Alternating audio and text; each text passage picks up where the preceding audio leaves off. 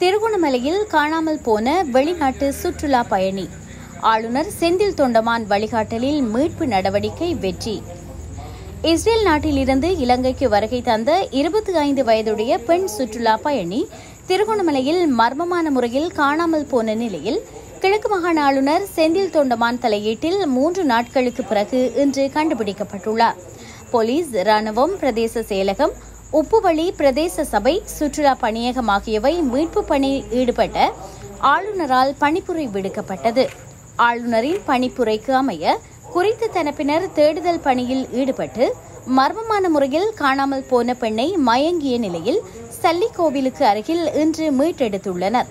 குறித்த சுற்றுலா பயணி மருத்துவ பரிசோதனையின் பின் அவருடைய நாட்டு தூதரகத்தில் ஒப்படைக்குமாறு ஆளுநரால் கிழக்கு மாகாண சுற்றுலா பணியகத்திற்கு பணிப்புரை விடுக்கப்பட்டது.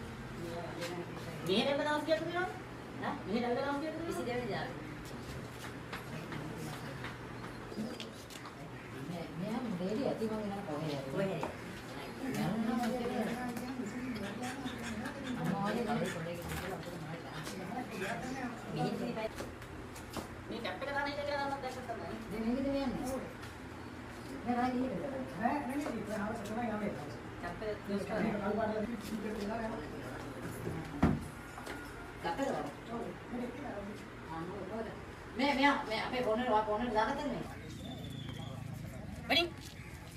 Balla.